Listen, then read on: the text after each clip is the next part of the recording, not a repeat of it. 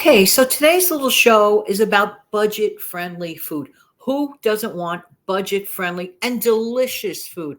But let's jump into it right away. Hi, I'm Jan. Welcome to my channel, the Save Money and More with Jan channel. Today we're talking about budget friendly food. I have to say that I say this with great hesitation about the following food item, and that is what? Cream cheese. Now, cream cheese is delicious, it's versatile. You can use it in recipes. You can have it on its own, standing alone. You use it as a spread. There are a myriad of things that we can do with cream cheese. Why am I a little hesitant? Because some of the prices of cream cheese literally are from the sublime to the absolute ridiculous. There are certain times of the year where it pays to stock up and save, but it also depends on the type of cream cheese you're getting. For example, it also comes in different forms. We have the whipped variety of cream cheese, right? We have the one that comes in the bar.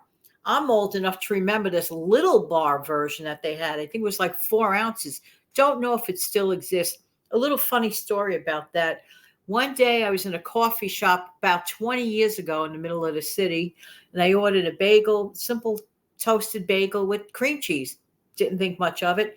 Well, the bagel arrived. You know that block, that 4 ounce block? Remember that? If you're old enough to remember it? Literally, the person who prepared my bagel just took the block, put it on top of the bagel, and it was like, oh my word, who could eat that much in a bagel? It just looked like so unprepared. It was just ridiculous. There was so much of it left. I literally just wrapped it up, drank my coffee, and just brought it home. I said, I could just use this. There was just so much of it. Oh my goodness, ridiculous. Now, let's talk more about cream cheese blocks. Usually around the holiday season might be a good time to stock up and save on those blocks of cream cheese. Now, I am a little bit kind of snooty about the flavors of cream cheese. I have always eaten the one, that's like the name of a state beginning with the letter P. But I opened myself up to try the store brands. Some of the store brands are pretty comparable to that. Don't buy a lot of it at first if you've never tried it and you're used to your taste buds tasting it a certain way. Some have a little bit, maybe less of a, I don't know, strong of a taste of the cream cheese. It all depends on your taste buds. But never forget something about cream cheese. It is literally one of those foods that's like a blank canvas. For example, like hummus, okay? I love chocolate hummus. Has anybody out there ever tried the chocolate hummus? Yeah, you could actually have hummus that's chocolatey. Tastes like it's bad for you, but it's not bad for you. It's like really just good ingredients in there. Tastes like a naughty treat, but it's actually good for you. But back to the cream cheese. Be careful with the pricing. Work with your family's budget. See if you're willing to try the store brand. Now, I have noticed a trend in the texture in the last couple of years. Back to the cream cheese, the whipped version doesn't quite feel like the same texture of the whipped cream cheese that I remember even back in the 80s and the 90s. Who else is old enough out there to remember what I'm saying? Has sort of a weird texture to me. And I'm talking about the brand name that everybody's familiar with that I mentioned earlier. So that kind of surprised me. But one thing you could do, if you get some cream cheese and you're not too fond of the taste, doctor it up. Put some salt, maybe, add some Mrs. Dash or whatever you like, whatever spices you have, whatever. It works out. It really, really is helpful. But cream cheese, be on the lookout for the best prices near the holiday season. And it does freeze well, the bars. You can freeze the bars well for a few months. I looked that up. I think they're good for at least 3 to 6 months. So why not stock up and save? But some of those prices could be from the sublime to the ridiculous. I'm just saying. All right. So frozen peppers and onions in the bag. What a lifesaver. Recently, I had some company over and they enjoy sausage and peppers, sweet Italian sausage and peppers and onions. And it's the easiest thing in the world to make. I do not add any extra fat to it. I just let it like saute, fry carefully. I take the casing off, I cut it up. I want to make sure that the pork is carefully cooked. You got to be very careful with pork products, thoroughly cooked. And then when it's about to like be finished, then I add my peppers and onions to it and then just put it on a crusty roll. And my guest was totally happy on the cheap. I got a really good price on the Italian sausage. It makes you feel like the summer keeps going on and on. You can make them indoors. You don't need a grill. I'm just saying. So, yeah, there you go. So pick up a bag of the frozen peppers and onions, and not just for sausage. I failed to mention, of course, for stir fries, for a fast stir fry with your rice and your whatever protein you pick. And if you like the sausage, I mean the peppers and the onions, you got a quick go-to. It's in the freezer. You're going to avoid food waste because you're using it as needed, as opposed to, well, I'll buy a few fresh peppers and you might have forgotten about it. And then a week and a half goes by and you look at it and go, what? You don't, yeah, you see where I'm going with that. All right.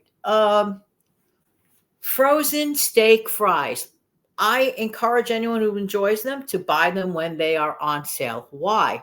You can make a really inexpensive sandwich. I've paid lots of money for these sandwiches on the outside and other locations. You can make them at home.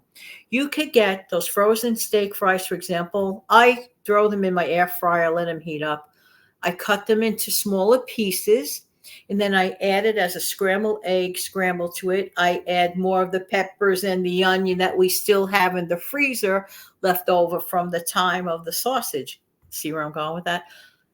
The potatoes, eggs, onions, and peppers make an amazing sandwich. Now, if you brush the top of the inside of the Italian bread with your favorite olive oil, if you like olive oil, and add a little seasoning to that, just brush it on the top, on the inside.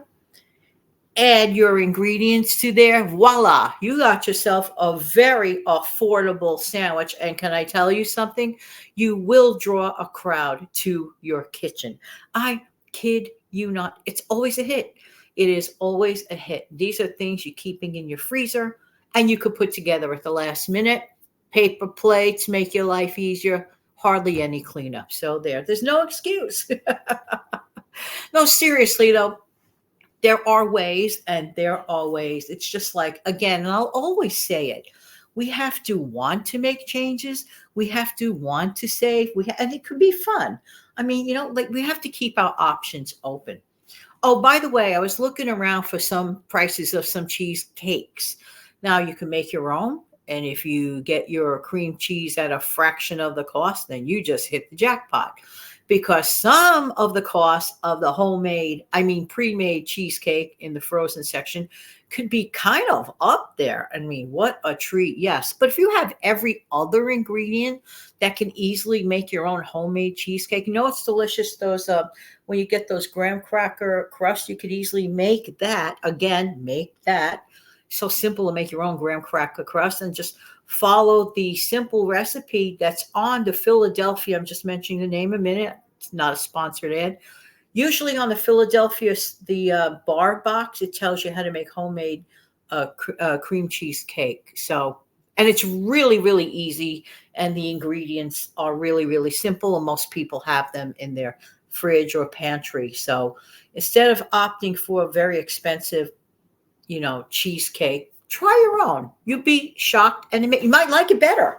You could do a baked version. You could do a no-bake version. Very, very versatile food. Well, thank you so much for being here as always. I really do appreciate everybody's time. And if you look down at the ticker below, right, if you could smash down the like button, not only does it help myself so that the channel gets more exposed to other people, but because the channel gets more exposed to other people, they may find some value in it. And I really do appreciate that. Thank you again. Have an amazing, fantastic day. Take good care of yourself and your lovely family. Bye-bye.